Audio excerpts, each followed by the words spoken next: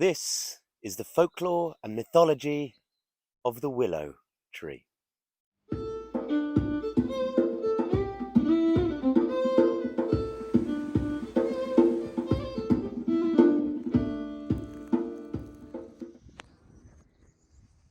All around my hat I will wear the green willow. And all around my hat for 12 months and a day. So, my friends, welcome back. So today we are discussing the willow tree and its symbolism, its use in folk magic historically and today, and its place in mythology and folklore, as well as its medicinal uses and things like that. And I will tell you a story from the folklore of the willow tree to illustrate some of these things. So in a nutshell, the willow is associated with water. That's its main thing. It grows by water. I'm in the garden today, and this weeping willow tree was planted here some years ago. There's also many species of native willow around here. So willow grows by riverbanks and by lakes, also where there's a presence of underground water streams. So in the folklore and symbolism, willow is associated with all things watery. So that also means femininity. It's a very feminine tree. It also means the emotional realm and intuition, things like that, particularly flow going underground, the subconscious realm, dreams, gut feelings, things like that. Also, by extension, the underworld, the dead, the ancestors. It can also be a tree of love, particularly lost love and mourning. So those are some of the associations with the willow tree, a very feminine tree. Also the phases of the moon and by extension the tides and time. It's a tree of long, deep time. And also rebirth and renewal. So it's very strongly associated with this time of year, well, when its catkins are in full display. So let's do a willow tour of this garden. This one right here is white willow. So this is a native species. Pretty sure this is called white willow, Salix alba. This has been here for a long time, this tree. It's been heavily pollarded, as you can see. I took the Ogham stick from this tree here. Thank you, willow. This is also given of itself to many of the other willow trees on the property. Here is the weeping willow I'm sat under. That's been there for many years. Quite a large weeping willow, this one. I remember when it was just a wee shrub, not that long ago, very fast growing willow.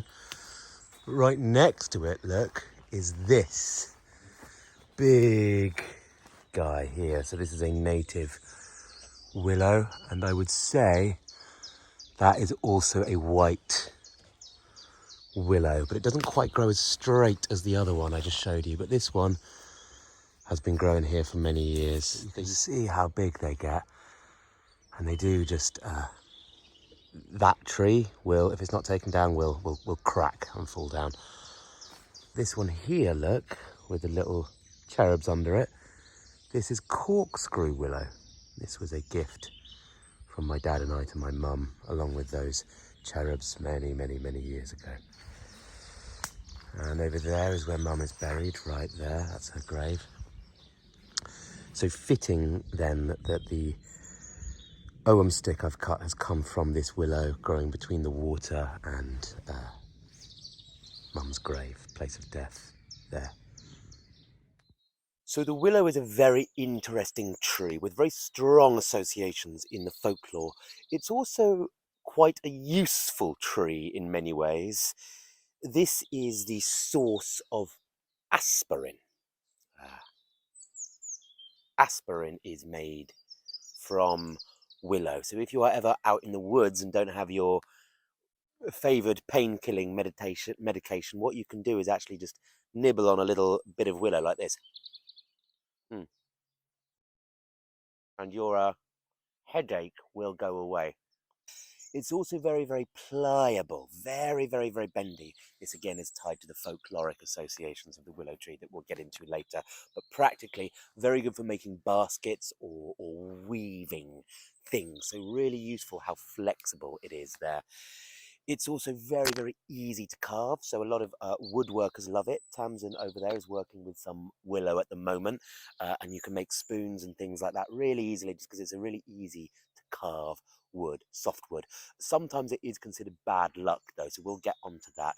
What it isn't good for is timber. It's a softwood, so it's not very good. It's actually quite dangerous. It's prone to splitting, so not very good timber. It's terrible firewood. It spits and cracks and pretty much just turns to ash without producing any flame. So willow has quite specific practical uses, mainly around basketry and weaving. It does have a very interesting property, willow, which is it will take root from a cutting. It will kind of self-propagate itself. So there are many willows all over this farm. This farm is essentially in marshland. It's in wetlands, so prime willow territory. But many of the willows on this farm didn't grow naturally. I've planted them by just getting a bit of willow and sticking it in the ground. So I will show you some of those. So this one here is white willow, I believe, Salix alba. So I planted these willows here in this field. In fact, pretty much all of these willows I planted. So this is a native variety of willow. Grows here very happily on this boggy ground below me. This guy here, look, on that little island, he just grew up by himself. And that, I believe, is goat willow. So different variety to this one. This is my dedication to showing you guys various types of willow. I'm crossing water. It's all very symbolic. So this willow here is very different. You see the leaves on it? More round. So this here is a very common native species of willow, goat willow. Sometimes called pussy willow. Now, if you're watching in the US, pussy has different connotations in the UK. Here it mainly means cat, also the other word beginning with C too. But also cats. So the little catkins on this tree, on most species of willow actually, lend its name to this. So that's why we call this tree pussy willow. Or just call it goat willow if you'd rather. So this is probably the tree referenced in quite a lot of British and Irish folklore, along with the white willow trees growing on the other side of the lake over there. So lots of willows around here, but not many goat willows actually, uncommonly. But do you see it's just growing right out of the side of this island here, almost out of the water. Fun fact, goat willow is one species of willow that doesn't actually grow from cuttings. Most willows will just regrow when you stick a bit of them in the ground, but not this guy. But it's a beautiful tree, isn't it, I think? More of a shrub, this one, than a tree. It's very, very branchy. Doesn't have the long, straight offshoots that are so useful for basket weaving and things like that. It's a lot more raggedy. So these willows here, in this avenue of trees, I planted all of these within the last 5 to 10 years. And look, now all of these willow trees, they are all from pretty much the same tree in Mum's garden that I am sat in now. Well, not right now, obviously, because I'm filming this. But look at that. So they're all about that. They're all about sort of 2 feet in length, about that diameter, just stuck in the ground, and they've all sprung up. Look. This quality, this regenerative quality of willow is also kind of slightly tied up with its symbolism and folklore as well. So let's begin with the Ogham, the Irish tree alphabet known as Ogham or Ogham. So if you've been watching my tree series or my series on the Ogham on this channel, you will know that all of the letters, because the Ogham is an alphabet as well as a symbolic system, all of the letters of this system or alphabet have corresponding trees, and they have had corresponding trees for a very, very long time, since the medieval era, if not before. But not all of them are actually named after trees. Willow is one of those. So this letter, Saille, means willow. So compare the Latin name for this tree, Salix babylonia, or the white willow over there, Salix alba. Salix is the word for willow. So related to sal in the Irish language. The Indo-European root for this word also means willow. It also means grey, the colour grey, and also it's associated with dirt as well, dirtiness, as in impurity. So one of the associations of this tree as well, washing away impurities, suggested in the etymology there as well, you could say. So this tree in the Ogham has some kennings attached to it in the medieval Irish texts, such as the Scholar's Primer, and these relate to corpses. So I believe the kenning is the pallor of the lifeless one, or the grey pallor of the lifeless one, really invoking the colour of dead bodies there, and also suggesting the colour of the bark, which is often a kind of pale grey, almost like a rotting corpse. Not very nice there, but a very old association with the willow tree, with death there in the Irish kennings. The other two kennings that we have are related to bees, actually. So the substance of bees is one of the kennings, and another one of the kennings is the beginning of honey. Really lovely, evocative image, that, isn't it? The beginning of honey. This is because the catkins at this time of year are a vital food source for pollinators like honeybees. These catkins are out usually from in March and April, and associated with springtime and bees and pollinating and all of those wonderful fragrant springtime things. The association is interesting with bees because, of course, honey comes from bees, and from honey comes mead, which is a very ancient drink and associated with inspiration, drunkenness and inspiration and poetry. So think in Norse myth, the mead of poetry that Odin brings back to Asgard. So poetic associations with this tree. While we're on the subject of poetry as well, a lot of Irish harps were made from willow. So the harp traditionally was the instrument that traditional Irish verses or Celtic poetry would have been composed with. So association with harps here, the willow tree. So we have that in the Ogham, an association with death, and also with honey and bees and springtime. When we're talking about the weeping willow, which this is, I've already mentioned this is called Salix babylonia. Now, there's a psalm in the Bible, immortalized by Jimmy Cliff. By the rivers of Babylon, we sat down, and then we wept when we remembered Zion, and our harps we hung on the branches of the willow tree. That's the usual translation anyway, words to that effect. So mourning, the Jews in exile in Babylon, Salix Babylonia here, mourning for the loss of the promised land for Israel. And they hung their harps, their Jewish harps, on the branches of the willow tree. So it drooped its branches in mourning. So a lot of the associations for loss and longing and mourning, and also lost love, are from Salix babylonia, this Asian brought in species that travelled along the Silk Road. So that's Salix babylonia. So they're also, with this tree, an association with music, mournful music, poetry, and loss. So while we're on the subject of Christianity and Judaism, I'm drinking a nice English Trappist ale here, brewed by monks. So very fitting that I'm recording this video on Easter Sunday today. The willow tree is strongly associated with Easter.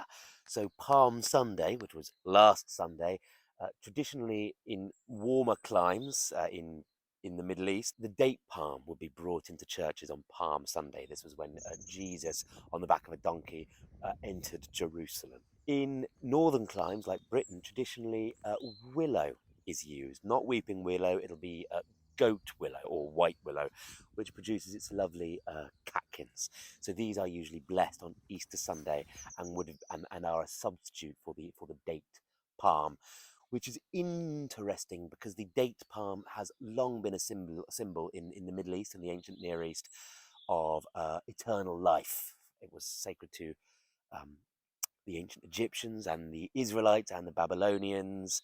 Tree of life, the date palm. It's the tree that grows in the Garden of Eden, in the Garden of Paradise. So interesting that willow is our native Northern European counterpart to that tree of eternal life, given its also death associations. So today, Jesus was reborn after spending most of yesterday in the underworld. So again, these associations with death, the underworld, but then new life, salvation, the rebirth at spring. So all of those springtime associations are here in the willow as well. Yeah, associations of death there under the willow. That is a dead roe deer. What an interesting find for you guys. See here, on Easter Sunday, is this symbol of the palm of eternal life next to this death here. How symbolic.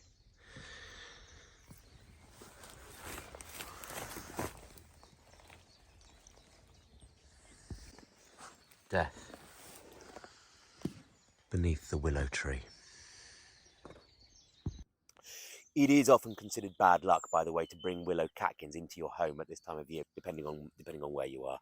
So yeah, those spring associations here and tied into the Christian mythos as well.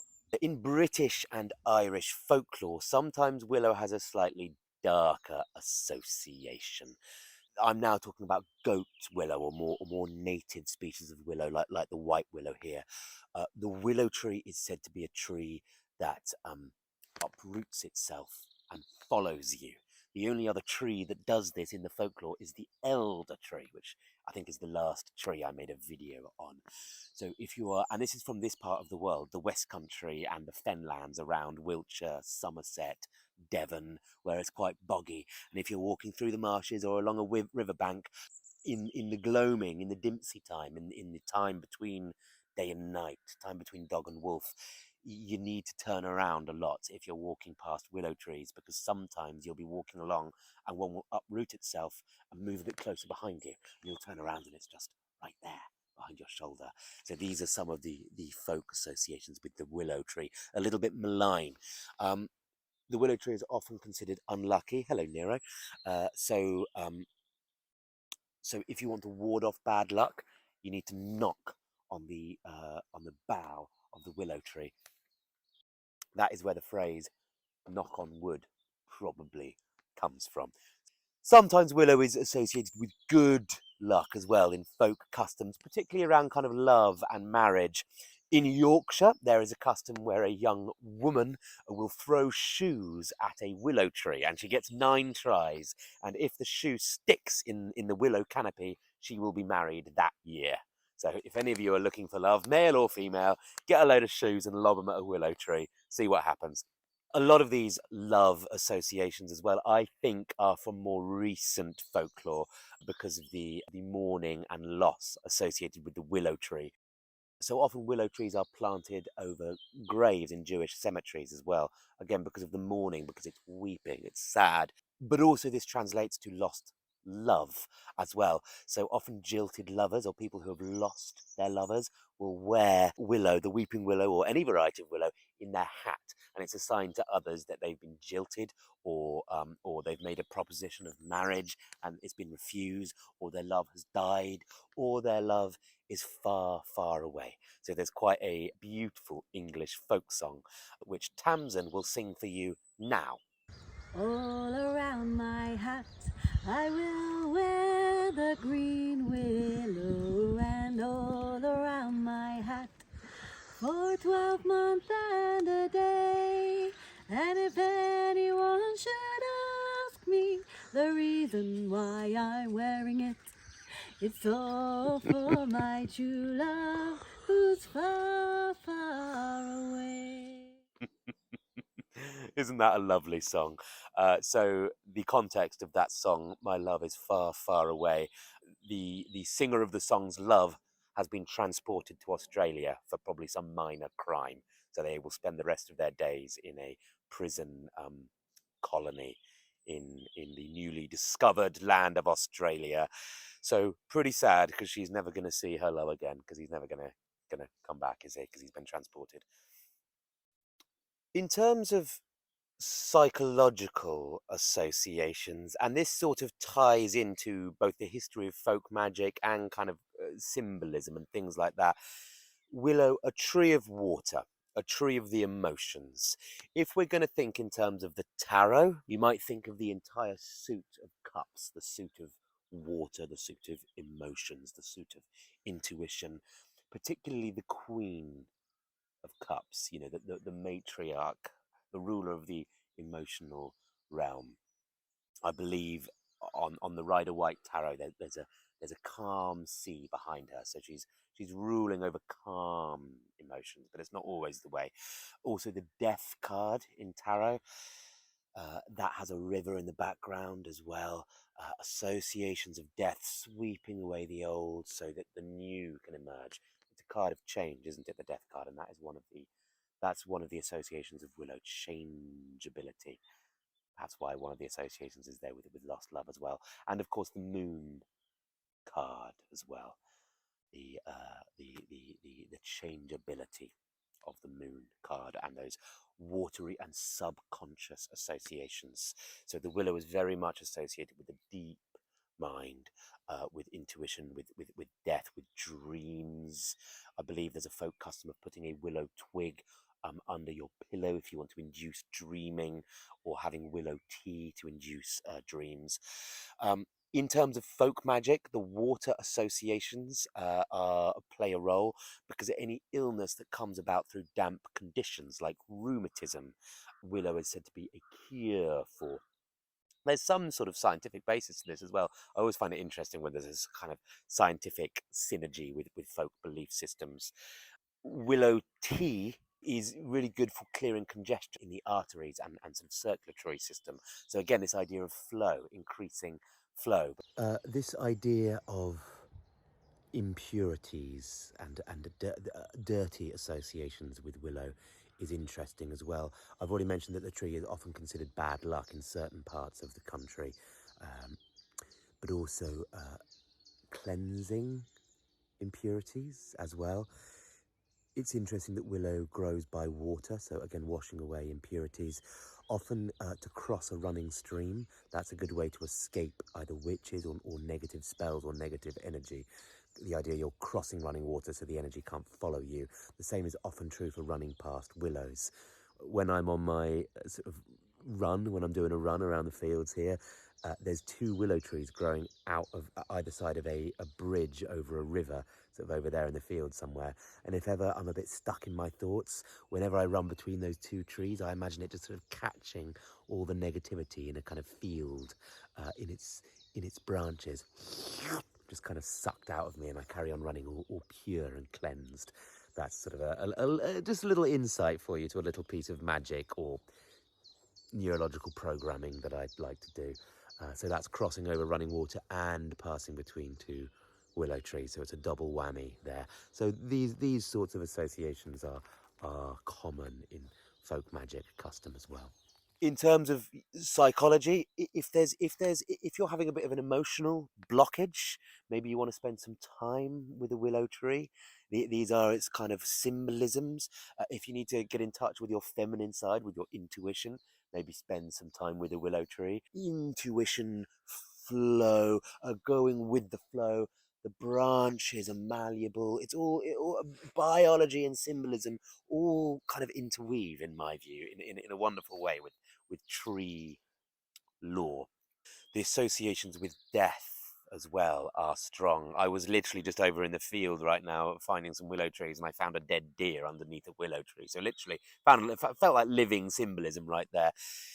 In some parts of Scotland or Ireland or places where there isn't a huge amount of timber for making coffins, wicker coffins would be woven from willow. So again, association with death and the ancestors there, literally interring bodies in the ground there. The Wind and the Willows.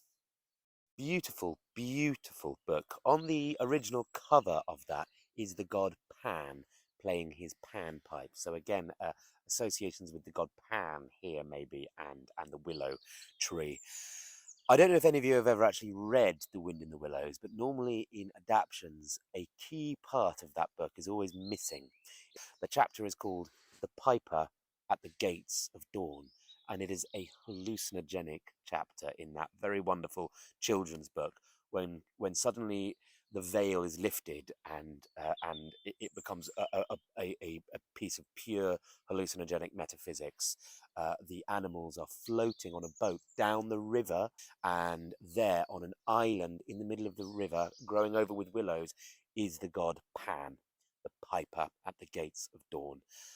It's strange. It's really, I've got goosebumps on my legs just thinking about this now. But go and find a copy of that book and read this chapter. It's um, it's a revelation of the divine in a children's book. So an association with the god Pan there, perhaps with the willow, but that's a male god. Most of the associations with this tree are female goddesses. So the willow is strongly associated with Hecate, with the triple aspect of the sacred feminine, again tied to the phases of the moon. Also, the goddess Bridget from Celtic mythology is often associated with the willow tree. Sometimes Bridget's crosses are made out of willow. See, this Bridget's cross here, look, given to me by an Irish fairy lady. Normally lives in the front of the van here, but it is made from willow, as you can see there. I think you can see the catkins there. Often crosses are hung in churches on Palm Sunday, so at this time of year, and often kept green, and they are a ward against evil. So strong associations in folk magic as well, both as a protective wood and a wood of perhaps doing water-based magic. On the subject of water-based magic, willow is often used as a dowsing rod. It's interesting as well, this association with time, with deep time and the ancestors, because the willow it doesn't live long, doesn't live long at all, and it's fast growing. And maybe that's the point. Maybe the association is with the brevity of our human life, and then the deep, endless water of time. So yeah, associations with the dead and the ancestors there as well, and deep time. So I'm going to tell you a story now from the folklore. This is not actually a story from this part of the world. This is actually, quite rarely for this channel, I'm going to tell a story from far, far away. This is a story from Japan. It's fitting for this video because the tree in question in this video is, of course, the weeping willow, which is native to that part of the world.